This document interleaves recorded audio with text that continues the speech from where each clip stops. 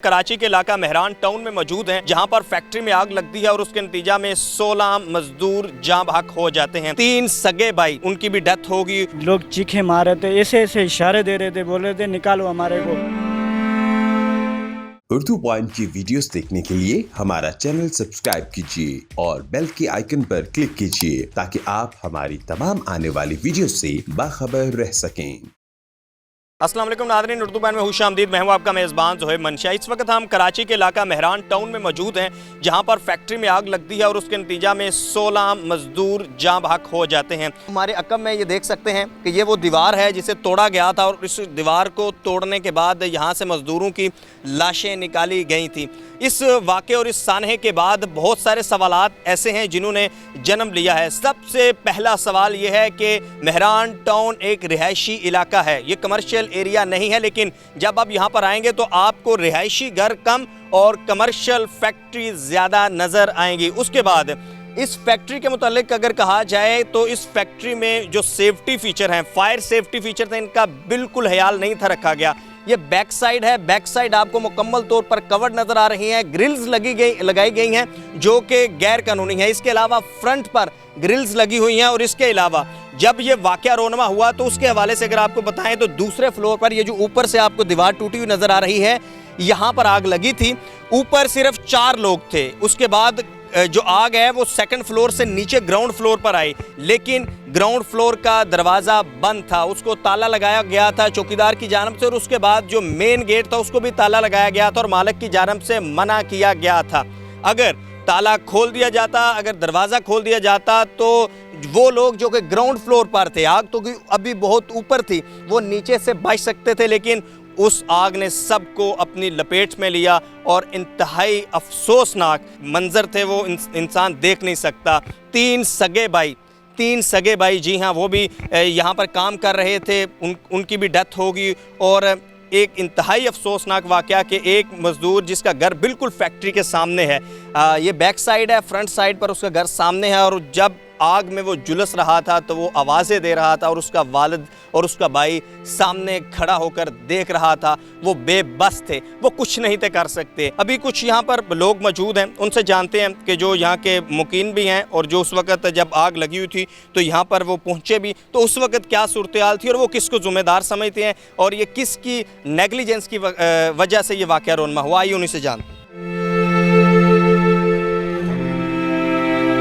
ये भी एक मज़दूर हैं जो कि इस फैक्ट्री की साथ वाली फैक्ट्री में उस वक़्त काम कर रहे थे जब आग लगी और चीखें सुनकर ये बाहर आए। इनसे जानते हैं कि उस वक़्त जब आग लगी है तो आपको क्या उस वक़्त अंदाज़ा हो गया कि अंदर आग लग चुकी है और इसे बुझाया जाए? बिल्कुल अंदाज़ा था हमारे को, क्यों तो इससे बाहर धुआं आ रहा था, हमारे को बिल्कुल फुल इन्फॉर्म था, अंदाज़ा था। ये लोग चीखे मार रहे थे, ऐसे ऐसे इशारे दे रहे थे, बोल रहे थे निकालो हमारे को। बस के कोई फार्मूला नहीं था हमारे पास जो लोगों को निकालने का, कोई तरीका नहीं था सूझ रहा। नहीं, कोई तरीका नहीं था। ताला लगा हुआ था, ऊपर भी ताला लगा हुआ था, बोल रहे थे नीचे भी ताला लगा हुआ था, लोग गए भी थे तो बोल रहे हैं ताला लगा हुआ है। अब वो बेचारे निकल नहीं सके, चीखे मार रहे थे। इधर ये दरवाज़ा बंद था, ये दरवाज़ा खुला हुआ था, चौकीदार खोल दिया था पहले ही, पर वो ऊपर वाले दरवाजे बंद थे। एक से आग लगी हुई थी, वो नीचे छत वाला था, वो बंद हुआ था। फायर ब्रिगेड की गाड़ियाँ कितनी देर तक आई थी? वो मेरे अंदाजे में तो एक तो 10 बजे आई है, 10:50 में आई है। एक जो गाड़ी आई है ना वो आई है 11 बजे मेरे अंदाजे में। पुलिस वाली गाड़ी आ गई थी फ़ौरन, उसने फ़ोनें लगाई हैं पुलिस वालों ने, इसलिए फ़ोनें लगाई हैं। भाई ब्रिगेड वालों बोल रहे हैं हम आ रहे हैं। वो एक 10:50 में आई है, एक 11 बजे आई है। अच्छा, जैसे ही आग लगी है तो फौरी तौर पर यहाँ पर जो हेल्प की गई है या जो पानी गिराया गया है वो किसकी जानिब से गिराया गया? वो इस फैक्ट्री वालों ने, ये साथ वालों ने? हाँ, इसने पंप लगा के इसने हेल्प की है। ये दरी दोगुना ऊपर हो गई, ये दरी खोल के इधर से पंप लगाया है, नीचे से भी पंप लगाया हुआ इन लोगों ने। इस फैक्ट्री वाले ने हेल्प बहुत की हुई है। हाँ। पानी कहाँ से फेंक रहे थे? ये वो खिड़की से या वो ऊपर से? खिड़की से ही फेंक रहे थे, पर नीचे से पंप लगा के, फिर खिड़की से नहीं आ रहा था, नीचे से पंप लगा के ऊपर लेके गए थे पंप, उधर से ही फेंक रहे थे। अच्छा, फायर ब्रिगेड के आने से पहले? लेकिन इनकी आग पानी गिराने से कोई फ़र्क पड़ा था? कोई फ़र्क नहीं पड़ा था, ये नहीं टूटे हुए थे, फ़र्क कोई नहीं पड़ा हुआ।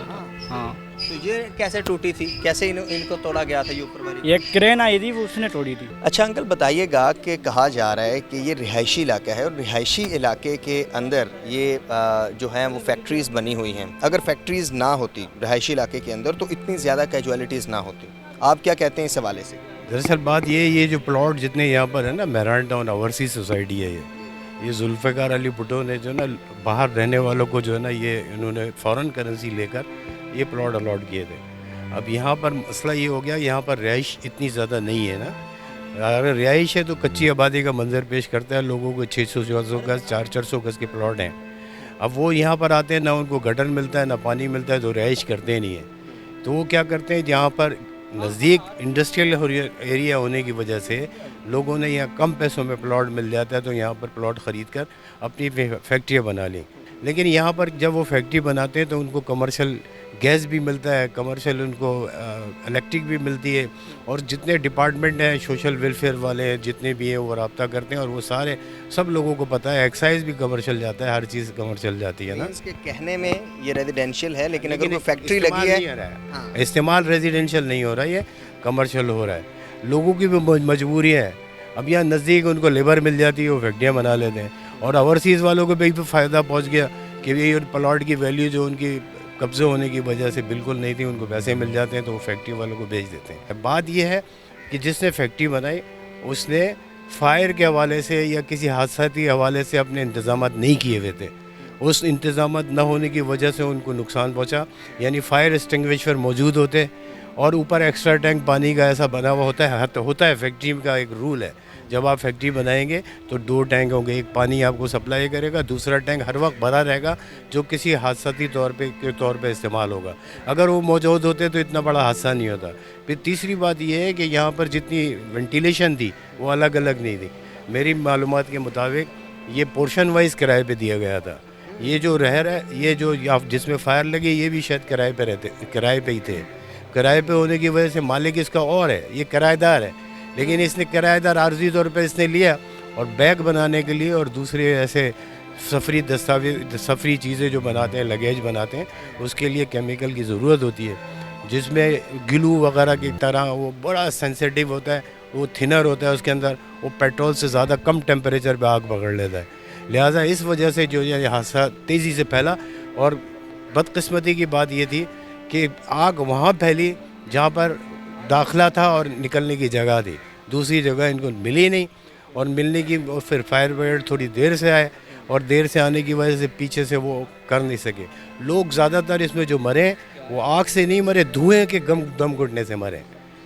आप समझते हैं कि अगर मुनासिब जो है वो सेफ्टी का ख्याल रखा जाता, वेंटिलेशन होती, जैसे कि आप बता रहे हैं ऊपर पानी की टैंकी एक्स्ट्रा होती, तो इतनी ज़्यादा कैजुअलिटीज़ नहीं होती। यकीनन यहाँ पर इसमें जो है ना सेफ्टी जो चीज़ें हैं उसको मेज़र नहीं किया गया, उसको ख्याल उसका नहीं किया गया। ये मेहरान टाउन में सिर्फ इस इलाके की बात करें तो कितने ऐसे प्लॉट्स होंगे जो कि रिहायशी हैं और उनके ऊपर फैक्ट्रीज बनी हुई हैं और सेफ्टी का बिल्कुल ख्याल नहीं रखा गया? एक भी यहाँ पर रिहायशी नहीं है, ये सारी 90% फैक्ट्रियाँ बनी हुई है, और कमर्शियल एक्टिविटीज़ है, इनकम टैक्स भी है कमर्शियल ले रहे हैं, एक्साइज भी कमर्शियल ले रहे हैं, लेबर डिवीज़न वाले भी आ रहे हैं, सब ये बिल्डिंग कंट्रोल वाले भी आ रहे हैं, सब लोग आ रहे हैं, और सबको पता है कि रेजिडेंशियल पर कमर्शियल एक्टिविटीज़ हो रही हैं।